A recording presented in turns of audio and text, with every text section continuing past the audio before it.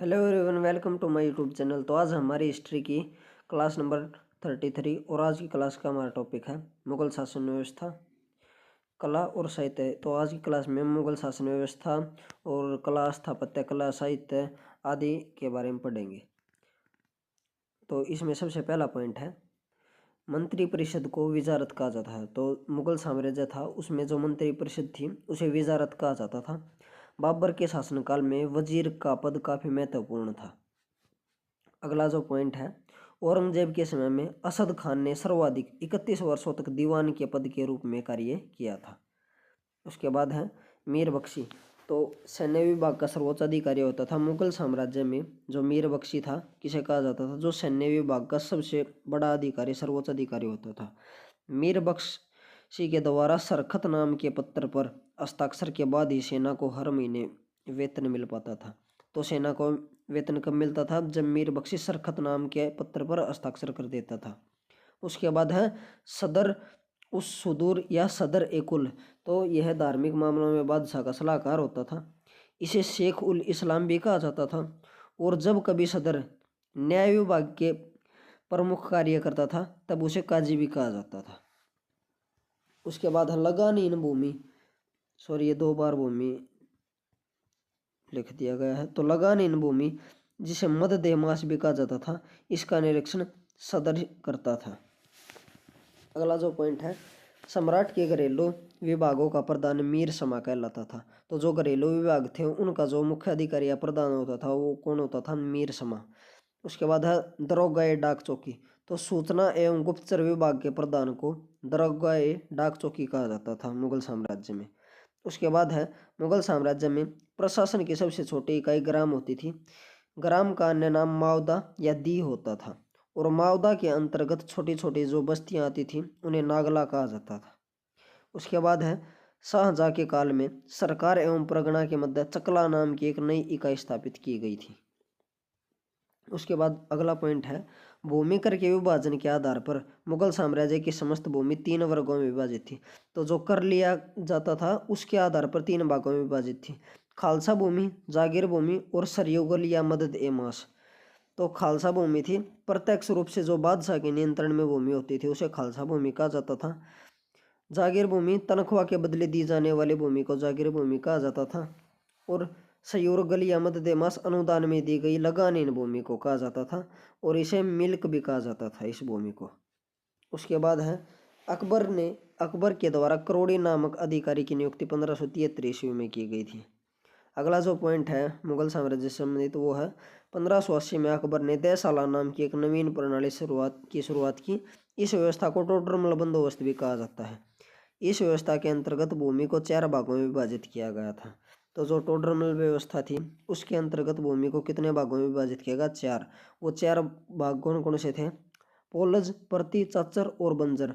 और भाई यो question paper में कई बार पूछा गया है कि, और इसका कि इस टाइप में पूछा गया कि सबसे अच्छी भूमि कौन सी थी, उसके बाद फिर दूसरी उससे कम अच्छी और सबसे खराब भूमि कौन सी थी। इनको भाई आरोह या असेंडिंग या डिसेंडिंग ऑर्डर में लगाओ। इस टाइप से क्वेश्चन पूछा गया है पेपर में। तो सबसे पहले याद रखना है पोलज, दूसरा प्रति, तीसरा चाचर और चौथा बंजर। पोलज, इसमें नियमित रूप से खेती की जाती थी, वर्ष में 2 बार इसमें फसल हो जाती थी, यानी कि सबसे अच्छी भूमि होती थी पोलज मुगल काल में।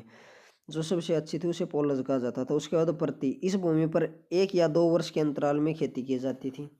चाचर, इस पर 3 से 4 वर्ष के अंतराल पर खेती की जाती थी। और बंजर, यह भूमि खेती योग्य नहीं थी, इस पर लगान भी नहीं वसूला जाता था।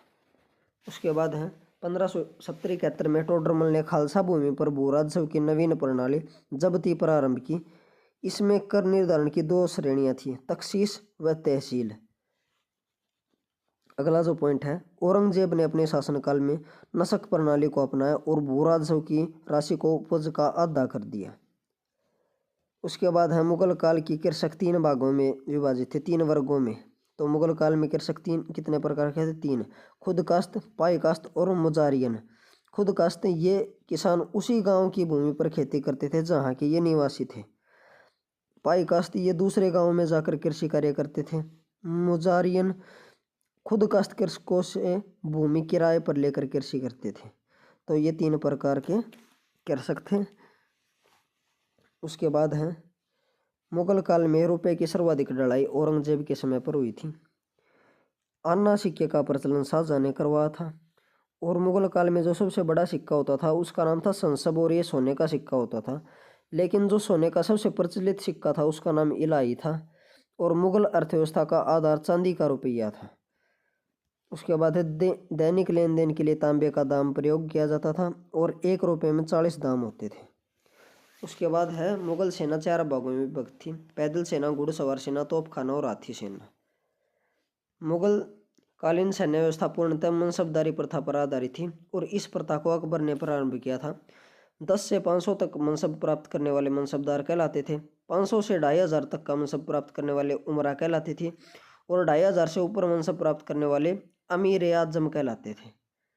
उसके बाद है अकबर के शासनकाल में 29 ऐसे मनसबदार थे जो 5000 जात की पदवी के थे और औरंगजेब के शासनकाल में इनकी संख्या 79 हो गई थी, यानी कि 29 से ये मनसबदार बढ़ाकर 79 कर दिए गए थे। उसके बाद है मुगल कालीन कला और साहित्य। तो सबसे पहले है मुगल कालीन चित्रकला। भारत में मुगल चित्रकला 16वीं व 18वीं शताब्दी के बीच की अवधि का काल है। मुगल चित्रकला का विकास अकबर, जहांगीर और शाहजहां के काल में हुआ था। जो कला की मुगल शैली का सबसे पूर्व उदाहरण है वो तूतीनामा पेंटिंग है। उसके बाद अब हम पढ़ेंगे बाबर के समय में चित्रकला। तो बाबर के जो टाइम पर मुख्य चित्रकार या प्रसिद्ध चित्रकार था वो था बेहजाद। तुजुक ए बाबरी में बाबर ने बेहजाद को अग्रणी चित्रकार कहा है। तो इसकी प्रशंसा कहाँ पर की गई है? बेहजाद की प्रशंसा बाबर के द्वारा इसकी जो आत्मकथा थी तुजुक ए बाबरी में बेहजाद को पूर्व का राफेल भी कहा जाता है और तैमूरी चित्रकला शैली को चरमोत्कर्ष पर ले जाने का श्रेय बेहजाद को ही दिया जाता है। उसके बाद है हुमायूं के काल में चित्रकला। जब हुमायूं अपने निर्वासन से भारत लौटा तो वह अपने साथ 2 महान फारसी कलाकारों ख्वाजा अब्दुल समद व मीर सैयद, जिसे सैयद अली भी कहा जाता है, इन दोनों का साथ लेकर आया था। हुमायूं ने इन दोनों को दास्ताए अमीर हमजा, जिसे हमजानामा भी कहा जाता है, उसकी चित्रकारी का कार्य सौंपा था। उसके बाद है अकबरकालीन चित्रकला। अकबर के समय के जो मुख्य चित्रकार थे वो थे दसवंत, मुकुंद, बसावन, मीर सैयद अली और ख्वाजा अब्दुल समद। उसके बाद है अकबर ने अब्दुल समद को शेरी कलम की उपाधि दी थी और अकबर द्वारा शुरू की गई सबसे प्रारंभिक पेंटिंग परियोजनाओं में से तूतीनामा महत्वपूर्ण थी। यह 52 भागों में विभाजित थी। उसके बाद है रज्जमनामा। यह अकबर काल में शुरू किया गया महाभारत का फारसी में अनुवाद था। तो महाभारत का फारसी में अनुवाद करके क्या नाम दिया गया? रज्जमनामा। रज्जमनामा के चित्रों को दसवंत ने बनाया था और मोहम्मद शरीफ ने रज्जमनामा के चित्रण कार्य का पर्यवेक्षण किया था। उसके बाद है बसावन। यह अकबर के समय का सर्वोत्कृष्ट चित्रकार था। यह चित्रकला के सभी क्षेत्रों, रंगों का प्रयोग करने, रेखांकन, छवि चित्रकारी और भूदृश्यों के चित्रण में सिद्धस्त था, यानी कि पारंगत था। बहुत बड़ा प्रसिद्ध चित्रकार था। इसकी जो सर्वोत्कृष्ट कृति है, यानी कि इसके द्वारा सबसे अच्छी जो कृति बनाई गई थी वो कौन सी है? एक मृतकाय, यानी कि दुबले पतले घोड़े के साथ एक मजनू का निर्जन क्षेत्र में भटकता हुआ चित्र इसकी सबसे प्रसिद्ध कृति है। उसके बाद है अकबर के समय पहली बार पीती चित्र की शुरुआत हुई थी। अब है जहांगीर के काल में चित्रकला। मुगल सम्राट जहांगीर के समय चित्रकारी अपने चरमोत्कर्ष पर थी। तो मुगल साम्राज्य में चित्रकारी सबसे चरमोत्कर्ष पर कब थी? यानी कि स्वर्ण युग चित्रकारी का किसे कहा जाता है? जहांगीर के युग को। जहांगीर ने हेरात के प्रसिद्ध चित्रकार आका रिजा के नेतृत्व में आगरा में एक चित्रणशाला की स्थापना की थी। उसके बाद जहांगीर कालीन चित्रकला की विशेषताएं क्या क्या थी? मोरक्का, यानी कि एल्बम के रूप में चित्र बनने लगे थे। अलंकृत हाशिए वाले चित्र बनने लगे थे। चौड़े हाशिए को फूल, पत्ती, पेड़ पौधों और मनुष्य की आकृतियों से अलंकृत किया जाता था और छवि चित्र पर अधिक बल दिया गया था जहांगीर के समय पर। उसके बाद है जहांगीर के समय के जो प्रसिद्ध चित्रकार थे वो थे फारूक बेग, मनोहर, मंसूर, दौलत, बिशनदास और अबुल हसन। और फारूक बेग ने बीजापुर के सुल्तान आदिल शाह का चित्र बनाया था। जहांगीर ने बिशनदास को अपने दूत खान आलम के साथ फारस के शाह के दरबार में चित्र बनाने के लिए भेजा था। और जहांगीर के समय के जो सबसे सर्वोत्कृष्ट चित्रकार थे वो थे उस्ताद मंसूर और अबुल हसन। उस्ताद मंसूर को जहांगीर के द्वारा नादिर अल अस्त्र की उपाधि दी गई और अबुल हसन को नादिर जम्मा की उपाधि दी गई। उसके बाद है उस्ताद मंसूर पक्षियों की चित्रकारी। जो ये थे उस्ताद मंसूर, ये पक्षियों की चित्रकारी और फूल चित्रकारी के विशेषज्ञ थे। साइबेरिया का बिरला सारस तथा बंगाल का अनोखा पुष्प उस्ताद मंसूर द्वारा बनाए गए प्रसिद्ध चित्र थे। और जो अबुल हसन थे व्यक्तियों के चित्रों के विशेषज्ञ थे और इनकी प्रमुख विशेषताएं रंग योजना थी। अबुल हसन ने तुजुक ए जहांगीर के मुख्य पृष्ठ के लिए चित्र बनाया था। अब उसके बाद है शाहजहाँ के काल में चित्रकारी। शाहजहाँ के काल में चित्रकारी की अवनति हुई। शाहजहाँ के काल में स्थापत्य कला को अधिक महत्व दिया गया, यानी कि चित्रकारी का डाउनफॉल हुआ भाई। इस टाइम पर स्थापत्य कला की तरफ ज़्यादा ध्यान दिया जाने लगा। उसके बाद है शाहजहाँ के जो काल के प्रमुख चित्रकार थे वो थे अनूप, मीर हासिम, चिंतामणि, मोहम्मद फ़कीरुल्लाह और हुनर Mohammad Nadir.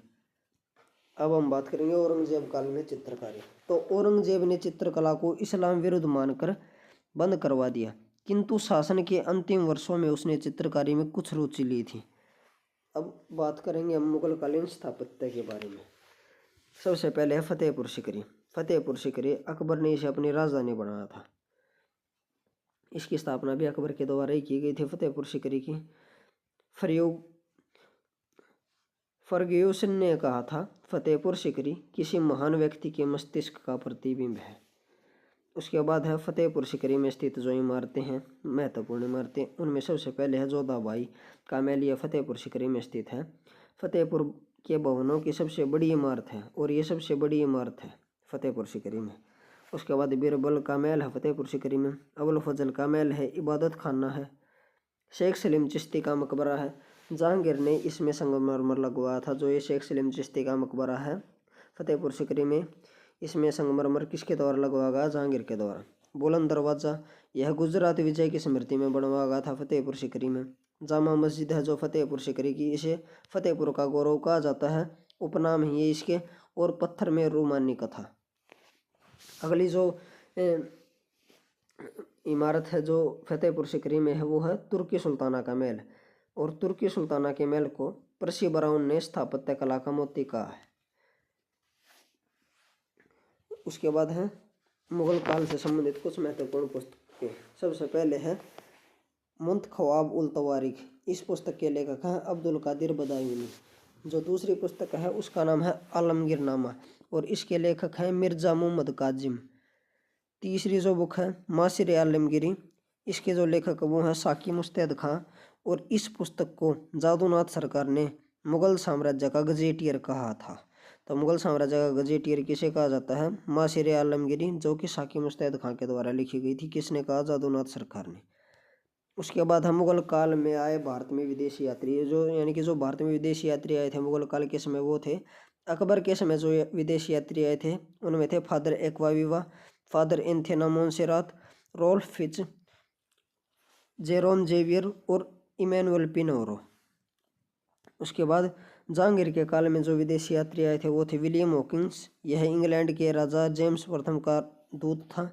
Sir Thomas Roe, पिट्रो डेला वेले, विलियम फिंच, एडवर्ड हैरी और पेलसार्ट। उसके बाद हैं शाहजहाँ के काल में आने वाले विदेशी यात्री।